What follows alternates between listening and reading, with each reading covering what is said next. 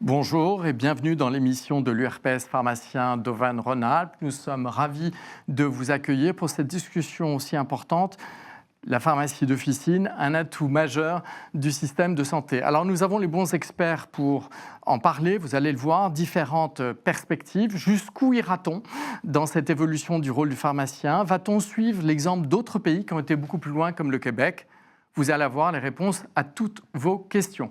Alors peut-être avant de faire cette plongée dans le futur, on va essayer de dresser un peu avec vous, Dr Jean-Yves Graal, un bilan de cette évolution depuis la loi HPST qui remonte à peu près à 15 ans. Pour rappel, vous êtes médecin, cardiologue, vous avez été directeur général de la santé, directeur général de l'ARS de cette belle région d'Auvergne-Rhône-Alpes. Vous êtes maintenant membre du collège de la Haute Autorité de Santé. Si quelqu'un a bien une vision transversale, c'est vous. Comment jugez-vous cette évolution du pharmacien d'officine depuis 15 ans ? Tout d'abord, merci de m'avoir invité à cette table ronde très intéressante. Je crois qu'il y a eu deux phénomènes depuis la loi HPST. Il y a un phénomène conjoncturel qui a été les problèmes de désertification médicale et d'apport territorial de la répartition des pharmacies d'officine. Et deuxièmement, la grande crise sanitaire du Covid récemment, qui a montré aussi une autre facette des pharmaciens. Et en fait, moi je crois qu'on a vu le renforcement du rôle des pharmaciens d'officine, tout d'abord dans ce maillage territorial qui apporte une réponse aux patients en proximité, qu'ils ont de plus en plus de mal à trouver dans certaines zones, notamment rurales, auprès des médecins, puisqu'il y en a de moins en moins, ce qui fait faire un rôle aussi de premier recours pour des tas de choses, pour le pharmacien, qui est le recours pour la population. Et puis deuxièmement, on a bien vu le renforcement et la prise en compte très forte, à la fois par les autorités, mais aussi par les professionnels, du rôle de santé publique qui est majeur. On l'a vu durant la crise, mais on le voit toujours à travers deux types d'éléments. D'une part, tout ce qui est intervention comme les tests, comme la vaccination, qui apporte indiscutablement un apport important à la population. Et puis aussi les dernières dispositions qui permettent des prescriptions sur les angines ou sur les infections urinaires, qui sont des apports importants. Donc sous ces deux axes-là, je crois que le rôle du pharmacien d'officine a très, très grandement progressé depuis la loi HPST. Alors, on connaît l'officine, un acteur de proximité, mais c'est souvent aussi l'entrée dans le système de santé, la pharmacie. Oui, c'est ce que je disais, c'est que les patients, la population a recours à son pharmacien et ce maillage territorial qui existe pour les pharmaciens qui n'existe pas pour les médecins rend compte de la confiance d'une part, le recours et parfois avant d'aller consulter un médecin, ils viennent demander l'avis de leur pharmacien et ce rôle de filtre parfois est de plus en plus appréciable dans les temps qui sont là avec une difficulté à trouver notamment en urgence une réponse de proximité. Alors Sophie Delorme, vous êtes pharmacienne titulaire, ancienne députée, présidente de CPTS. Alors vous avez donc aussi une vision assez large, politique, professionnelle. Comment voyez-vous la contribution des pharmaciens, plus particulièrement sur la prévention qui vous tient tellement à cœur ? Oui, alors merci également pour cette invitation, Monsieur Sarkozy. Donc, la prévention, sur mon territoire en tant que présidente de CPTS, nous avons mis en place un protocole de vaccination du voyageur. Et donc nous avons démarré en novembre, nous avons été formés par un infectiologue, Dr Janssen, et nous avons une dizaine de pharmaciens qui ont été formés. Et nous avons démarré en novembre donc, ce protocole vaccination du voyageur. Nous sommes une CPTS située dans le pays de Gex, donc près d'un aéroport, de l'aéroport de Genève. Et nous avons eu un grand besoin de pouvoir vacciner tous ces gens qui voyagent dans le monde entier. Donc, Et qui n'allaient pas nécessairement dans des centres de vaccination spécialisés, mais qui en revanche vont voir leur pharmacien d'officine. Tout à fait. C'est pour ça qu'on a mis ce protocole en place, parce que le premier centre de vaccination international, donc il y en a un à Genève, effectivement, mais sinon c'est à Annecy ou à Contamine-sur-Arve. Donc ça faisait un petit peu loin et il y a énormément de demandes. Et donc deux médecins se sont proposés de nous faire cette délégation et nous avons démarré il y a déjà plus de... Donc c'est plutôt une approche de type expérimental avec une idée de l'extrapoler après ? à suivre. L'extrapolation, il faut passer par un article 51 peut-être. Donc, je pense que... Vous aurez sûrement de l'aide de la part de notre ancien directeur général d'ARS. Alors, c'est intéressant, on vient de voir la vision institutionnelle, j'allais dire avec Jean-Yves Graal, votre vision très centrée sur la prévention de coordinatrice de présidente de CPTS. Bien évidemment, on ne peut pas regarder ce bilan sans demander aux patients ce qu'ils en pensent. Donc Magali Léo, vous êtes la coordinatrice d'Action Patient qui regroupe une vingtaine d'associations. Vous avez aussi lancé l'Observatoire de la perte de chance. Donc quel est votre regard, le regard de la représentante de patients que vous êtes sur cette évolution du rôle du pharmacien? Merci beaucoup pour votre invitation. Ravie d'être à cette table ronde pour échanger avec vous sur le rôle du pharmacien, son évolution, son devenir. Moi, j'examinerai l'évolution du rôle des pharmaciens au regard de 3 enjeux qui ont été dits, mais je les répéterai. Tout d'abord, un enjeu de santé publique. On a en France plus de 20 millions de personnes concernées par les maladies chroniques. Bien sûr qu'il y a un enjeu de santé publique à mieux prendre en charge ces personnes qui sont concernées par ces pathologies au long cours. Les pharmaciens ont un rôle à jouer dans ce contexte-là. Il leur est reconnu, ce rôle, et il évolue, et c'est plutôt une bonne chose. Deuxième enjeu, ça a été dit, c'est la désertification médicale. Et dans ce contexte, bien sûr que les pharmaciens d'officine, jouent un rôle de premier recours, mais pas seulement de premier recours, pour tous les patients qui sont déshérités, qui n'ont pas accès ou qui ont des grandes difficultés à accéder à leur médecin. On a un maillage territorial qui est plutôt satisfaisant, en tout cas plutôt par rapport aux autres pays de l'OCDE, on est plutôt bien situé avec, je crois, 31 officines pour 100 000 habitants en France, qui est plutôt un bon ratio, donc un maillage territorial exceptionnel qui fait de l'offre officinale une offre de soins capitale, essentielle pour tous les patients. Troisième enjeu, c'est la régulation du financement et des produits de santé. Troisième enjeu, c'est la régulation du financement des produits de santé. Pourquoi ? Parce que, on le sait, et un rapport a été rendu en 2023 auquel j'ai pu contribuer, on a un enjeu autour des dépenses de santé, des dépenses de médicaments en particulier. Les pharmaciens ont un rôle à jouer dans ce contexte-là, ont un rôle à jouer en matière d'amélioration du taux de pénétration des médicaments génériques, même si on est déjà sur un niveau quasiment saturé. Et on a aussi un enjeu autour des biosimilaires. Nous reviendrons, j'espère, un petit peu plus tard dans l'émission sur les biosimilaires, parce qu'il y a une vraie ligne rouge sur laquelle je souhaiterais insister. Donc oui, une évolution favorable. Un rôle dans la pertinence des soins. Un rôle dans la pertinence des soins, un rôle de conseil, un rôle de santé publique, des missions qui doivent être valorisées, c'est-à-dire que ce sont des actes à forte valeur ajoutée qu'il faut valoriser pour les pharmaciens. Il faut trouver donc les marges et les leviers pour valoriser ces compétences et le renforcement de ce rôle dans le respect des compétences médicales, de la confidentialité absolument due aux patients, bien sûr, et dans le respect de leurs droits. Mais évidemment, on va sur cette trajectoire-là et c'est plutôt une bonne chose. Alors Olivier Roser, merci pour votre invitation, parce que c'est vous qui êtes l'hôte aujourd'hui en tant que président de l'URPS pharmacien. Comment vous voyez justement cette évolution 2 points. 1, la valeur créée par ce nouveau rôle, on va dire, de pharmacie clinique, un peu les entretiens, la vaccination, les tests de dépistage, qui est un point important. Et puis la deuxième chose, sur ce qui a été évoqué aussi par Magali Léo, qui sont un peu les demandes de soins non programmés, moi, qui me tiennent à cœur. Comment vous voyez cette évolution ? Alors, merci déjà de participer tous à cette émission collectivement. Bon, évidemment, Sophie, qui est élue avec moi à l'URPS, le docteur Graal, avec qui on a beaucoup travaillé pendant 6 ans, en fait, et puis Magali, on se connaît depuis quelque temps sur d'autres sujets.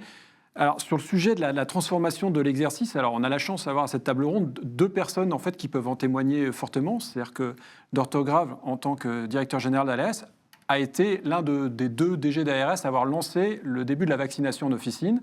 C'était en 2017. C'était les tout débuts. Et très honnêtement, je ne pensais pas qu'en 7 ou 8 ans, on arriverait à avoir aujourd'hui autant de discussions autour des nouvelles missions de la pharmacie.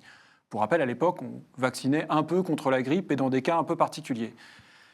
Et c'est vrai que du coup, Jean-Yves, Dr Graal, pardon, a pu assisté à cette transformation depuis l'origine qui a été cette vaccination contre la grippe, puis tout ce qui s'est passé pendant la crise Covid, comme ça a été rappelé, où on a pris les missions les unes après les autres. Et même, par exemple, la mission des tests, je me souviens des débats en interne de la profession en disant « Est-ce que c'est à nous de faire ça ?» C'est quasiment un geste médical d'aller rentrer, etc.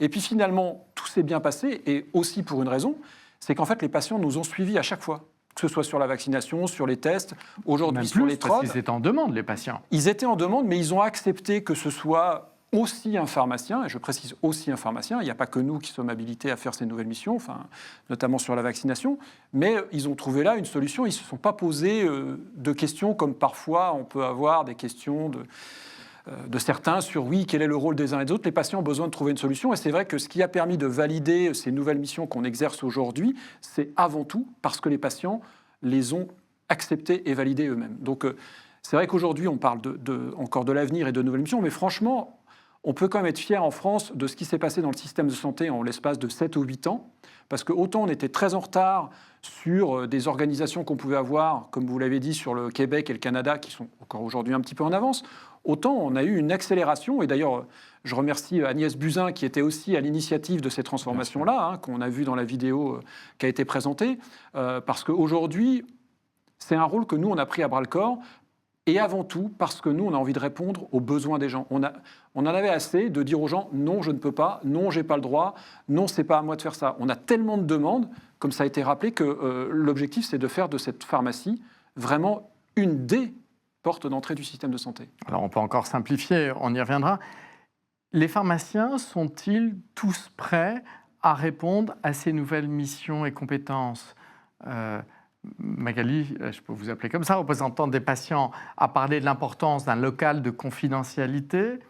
Tous les pharmaciens de la région sont prêts ? Alors, comme je l'ai dit, c'est une transformation qui a été relativement rapide, et peut-être plus rapide que la population actuelle et les officines actuelles étaient prêtes à assouvir, à assumer. C'est-à-dire qu'on doit travailler sur l'avenir de ce que doit être la pharmacie dans le système de santé, et il faudra effectivement, comme vous le dites, embarquer tout le monde, embarquer les officines, c'est-à-dire dans leur structure, dans leur aménagement. Mais si on a trop de prérequis, on ne va pas avancer. Donc, créons ces missions, essayons d'accompagner les pharmaciens et les officines pour les mettre en place, parce qu'il y a une urgence à le faire. Donc non, aujourd'hui, tout le monde n'est pas prêt, mais pour autant, quand on regarde, je vois la nouvelle mission sur les TROD angines, qui est toute récente, 75% des pharmacies l'ont pratiqué cet hiver, alors que c'est quelque chose qui est arrivé en 2024. Donc on voit bien qu'il y a une appétence pour ces nouvelles missions de santé publique dans les pharmacies. Alors, pour finir sur cette partie bilan et se prolonger, se projeter dans l'avenir, Sophie Delorme, vous avez parlé de la vaccination, on sait que c'est ô combien important, tout le monde en a parlé, mais on s'est aperçu que, contrairement à ce qu'on espérait, l'ouverture de la vaccination aux pharmaciens, aussi plus aux infirmiers, ne s'est pas traduite par une augmentation de la couverture vaccinale contre les infections respiratoires de l'adulte l'hiver. Par exemple, la grippe, cette année, c'est un peu une catastrophe. C'était une déception pour les pharmaciens que vous êtes. Que faudrait-il faire pour plus ouvrir et aider les pharmaciens à mieux convaincre les patients de se vacciner ? Alors, mieux convaincre les patients de se vacciner, c'est un travail quotidien pour montrer les bienfaits de la vaccination auprès des patients. En même temps, quand un patient ne veut pas se vacciner, on ne pourra pas le vacciner. C'est seulement un patient qui hésite qu'on pourra, à force d'arguments et en essayant de lever ses angoisses et ses craintes, qu'on arrivera à le vacciner. Autre chose, cette année, donc, on n'a peut-être pas bien vacciné contre la grippe. Nous avons énormément manqué de vaccins. Au mois de janvier, dès début janvier, dans ma région, nous n'avions plus de vaccins. Et on essayait entre confrères, on a fait une chaîne entre les confrères de mon territoire pour essayer, un groupe WhatsApp tout simplement, pour essayer de savoir chez qui il restait des vaccins et se les faire passer et essayer de répondre au mieux à la demande. Mais les grossistes ne fournissaient plus. Donc on a été contraints à un moment, on a essayé d'appeler aussi les laboratoires. Donc un problème de demande, mais aussi un problème d'offre. Exactement, puisqu'on commande nos vaccins au mois de février-mars de l'année avant. Voilà. Et ensuite, c'est en fonction de nos statistiques de l'année N-1 qu'on fait nos commandes. Et le problème, c'est que souvent le grossiste, en fin de campagne, il arrive, il n'en a plus non plus, le laboratoire n'en a plus non plus. Tout dépend des régions toujours. Hein. On peut peut-être en trouver à Paris, ou on peut peut-être en trouver... améliorer l'organisation logistique aussi. C'est ça ce que vous dites. Alors, si on se projette dans le futur, Jean-Yves Graal, pour vous, jusqu'où devrait-on aller ? Quel devrait être le développement des rôles et des compétences des pharmaciens d'officine dans les années à venir, selon vous ? Je crois que d'abord, il faut aller à la fois vite, mais pas trop vite. Et je pense qu'il faut faire savoir à chaque étape, faire une évaluation de ce qu'on a fait pour pouvoir en tirer les enseignements et pour pouvoir tirer des possibilités d'évolution. Je crois que c'est le premier point. Deuxième point, consacrons déjà tout ce qui est et allons jusqu'au bout et solidifions les acquis à la fois sur les sujets ponctuels, mais sur la stratégie en général. Et puis après, ça ouvrira des portes. Je crois que moi, sur ce quoi j'insisterai, c'est pas tant l'évolution des compétences et tout ça, parce que tout ceci se fera naturellement au fur et à mesure aussi de l'évolution des techniques.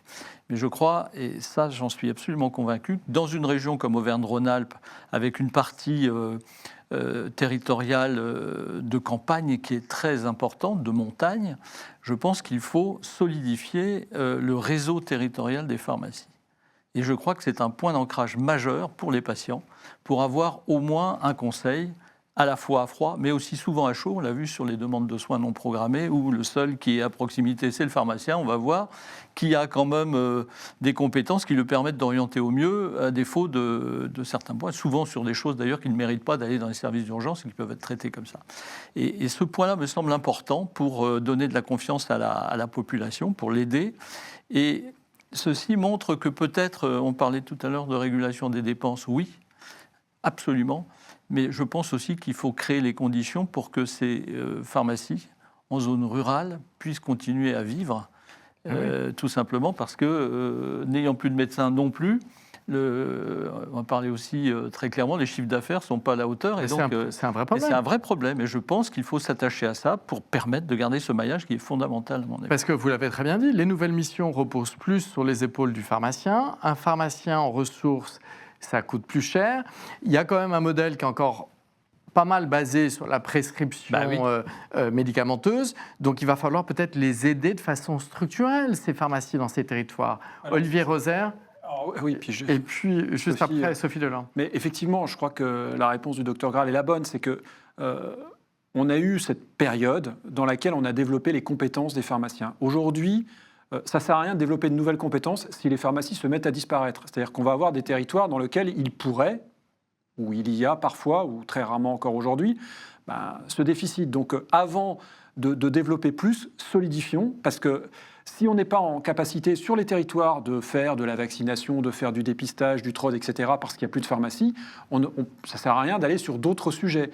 Donc pour autant, j'observe quand même que nos instances ont pour la première fois mis le sujet à l'ordre du jour de manière conventionnelle, puisque la CNAM a mis en place une aide conventionnelle à ces officines identifiables ou identifiées. C'est un travail qu'a fait l'Agence régionale de santé cette année.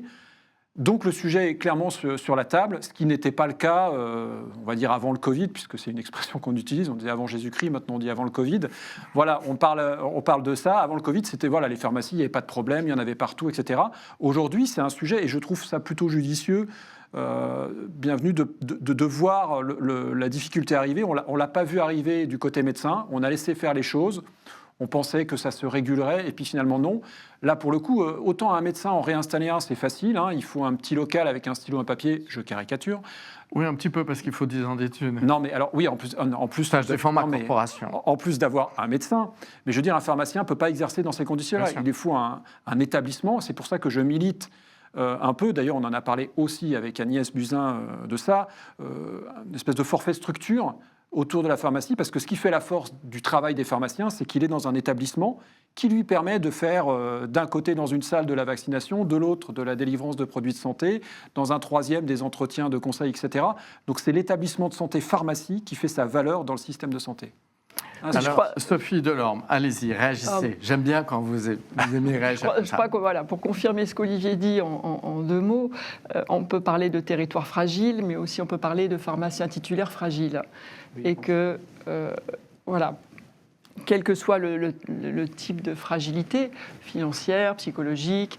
Oui, c'est difficile d'être isolé dans un territoire. Exactement. Et il y a de la concurrence partout, entre pharmaciens, entre autres professionnels qui veulent faire de la santé. Ce n'est pas... Voilà. C'est pas si simple. Il faut les aider. Sur le plan économique, c'est compliqué. Alors, j'ai le point de vue, évidemment, vous me voyez arriver avec mes gros sabots, ma Galileo, le point de vue des patients sur cette évolution, et j'allais dire jusqu'où aller ou ne pas aller. Vous avez fait partie de la mission Borne, l'ancienne Premier ministre, qui est maintenant ministre de l'Éducation. Vous pouvez nous en dire un peu sur votre point de vue là-dessus. La mission Borne, vous avez travaillé sur cette évolution du rôle. Comment vous le voyez ? Oui, tout à fait. Et je reviendrai sur ce que vous venez de dire, Sophie, parce qu'on parlait de fragilité. Où sont les fragilités ? Je vais répondre tout de suite à votre question, François. Mais tout d'abord, ce point-là, si on recense les fragilités, elles sont multiples. J'ajouterai la confiance. La confiance, elle est fragile. Et on le sait, surtout dans une société de la défiance, qui ne fait que s'accroître, on a un déficit de confiance envers les acteurs publics, envers l'information médicale, la science. On a aussi une dérive avec une explosion des dérives sectaires en France, notamment dans le champ de la santé. Donc la confiance, elle est fragile, elle est friable. Et donc il faut être très prudent. La confiance que les patients portent dans les professionnels de santé, elle est capitale, elle est encore assez élevée en France, comparativement à la confiance que portent les Français dans leurs élus, dans les journalistes. Donc c'est un capital très important. Mais attention, rien n'est acquis. Et donc, pour ménager cette confiance et la croître et la solidifier, pour reprendre ce terme, je pense qu'il faut être très prudent, à ne pas aller ni trop vite, ni trop loin, parce qu'on va très vite échouer et tutoyer une limite dont on ne se remettra pas. L'un des exemples, et j'en parle parce que c'est un exemple tout à fait d'actualité, c'est les biosimilaires. On a un enjeu économique, purement économique, autour de la pénétration des biosimilaires en France. Oui, les espoirs d'économie sont extraordinaires. On évoque des chiffres impressionnants de l'ordre d'1,5 milliard sur les 10 dernières années du potentiel d'économie des biosimilaires. Et oui, en effet, il y a un enjeu autour de la pénétration des biosimilaires qui est encore très éloigné de ce que représente le générique en France, notamment en ville, pour plein de raisons sur lesquelles je ne reviens pas forcément là aujourd'hui. Mais néanmoins, conscient des marges d'économie que suggère le biosimilaire en France, il y a une forme de dérive, et en tout cas un risque de dérive, à accompagner et à intéresser les pharmaciens sur la substitution. Ça fait peur aux patients. La substitution par les pharmaciens de biosimilaires. Et oui, ça fait peur aux patients, ça fait peur aux associations qui sont concernées. Elles se sont déjà largement manifestées. Elles sont partie prenante des travaux techniques qui ont lieu à l'ANSM. Donc il y a un vrai enjeu. Je sais qu'il y a une demande de la profession. Prudence, comme disait le docteur Graal. Voilà, prudence. Il y a un vrai positionnement de la profession des pharmaciens que l'on peut comprendre d'un point de vue corporatiste. Néanmoins, voilà, je suis là aussi pour dire attention, c'est une ligne rouge. Et donc, il y a vraiment une prudence et une urgence à sanctuariser l'interchangeabilité des biosimilaires par le médecin prescripteur lui-même. Voilà. Mais alors justement, vous, ça, c'est une des limites que vous avez identifiées, en tout cas pas pour le moment. Mais où voyez-vous la légitimité ? On a parlé de pas mal de choses dans les déserts médicaux, pour faire simple. Les demandes de soins non programmés, l'accompagnement, de l'observance, la prévention, les diagnostics, peut-être la conciliation médicamenteuse, je reviendrai. Comment vos priorités pour les patients ? C'est quoi ? La priorité, c'est effectivement cette notion d'accompagnement, de bilan de médication, de conciliation médicamenteuse. On a un vrai problème de polymédication des personnes âgées, avec des problèmes de iatrogénie qui en découlent. Donc oui, il y a un enjeu autour des antibiotiques, même si effectivement le trodangine a permis de faire des économies. Je crois que c'est sur le point d'être démontré. Donc oui, il y a effectivement un rôle attendu de la part du pharmacien. Avec toutefois cette limite, et je pense qu'effectivement, si on confie plus de rôle, plus de responsabilité aux pharmaciens, deux choses. Ça doit être dans un cadre protocolisé. dans un cadre d'action coordonnée avec les professionnels de santé qui les prennent en charge, effectivement. Et 2, c'est le respect des droits des patients. C'est-à-dire que s'il y a conciliation médicamenteuse, s'il y a bilan de médication, s'il y a vaccination, s'il y a conseil pharmaceutique, ça doit être dans un cadre confidentiel qui respecte les droits des patients. On s'est tous, vous, moi, retrouvés dans des situations à l'officine avec pas mal de gênes autour de problématiques qui nécessitent un conseil. Ça peut être des problématiques intimes. Ça peut être confidentialité qui sont en train de se développer. C'est la base. Donc effectivement, s'il y a une reconnaissance, mais tout ça doit être valorisé. C'est-à-dire qu'on ne peut pas attendre des acteurs qu'ils s'organisent s'il n'y a pas de valeur. Et donc cette valeur-là, il faut la rechercher. Or, et la démontrer, je pense. On est quand même dans un tout petit problème d'équation économique aujourd'hui. Donc il faut aller rechercher les marges là où elles sont. Et là, il y a plusieurs options dont nous avons parlé dans le rapport Borne. Mais il existe effectivement plusieurs options pour mieux rémunérer les actes à forte valeur ajoutée. Alors, Jean-Yves Graal, on a parlé de valorisation, on a parlé de progression avec la formation. On sait aussi qu'il y a pas mal de contraintes administratives. Par exemple, quand on regarde les rendez-vous de prévention qui peuvent être maintenant être organisés au sein des officines, quand on regarde le questionnaire, c'est lourd.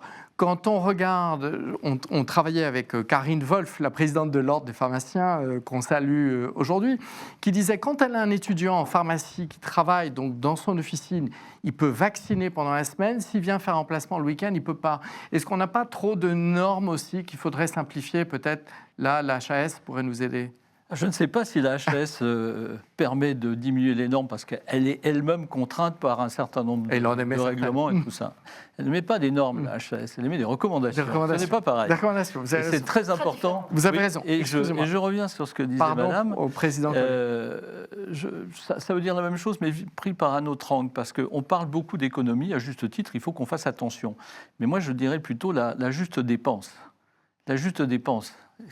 Ça revient au même, c'est-à-dire que quand on dépense bien, avec la bonne prescription, on dépense juste et généralement on dépense moins. Ce qui permet, c'est là qu'on a des marges. Et je pense que c'est un investissement la santé finalement. C'est un investissement pour la santé des gens. Oui, pour la santé des gens. C'est un bon investissement. Je crois que c'est très important de le prendre sous cet angle-là.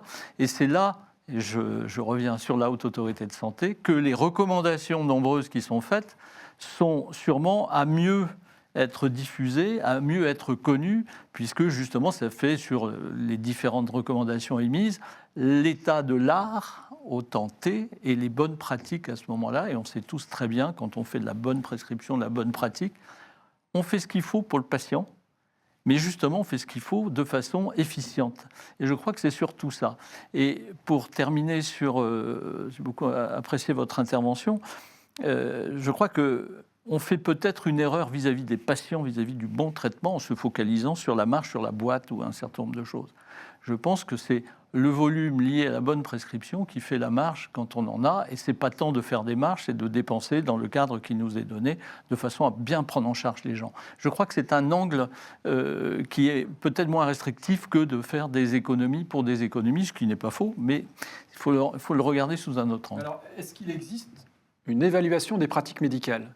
C'est-à-dire que, est-ce qu'on regarde la pertinence des soins ou l'efficacité? Très fine, alors pas de manière macro, vraiment d'aller regarder au cas par cas, etc. Est-ce qu'il y a une évaluation des pratiques médicales? C'est-à-dire qu'est-ce que les recommandations de la HAS, par exemple, sont bien respectées? Est-ce que la prise en charge respecte le bon protocole? Est-ce que vous avez une insuffisance cardiaque X ou Y? Est-ce que ce qui est proposé comme parcours de soins est le bon et il est bien respecté? Aujourd'hui, il faut reconnaître que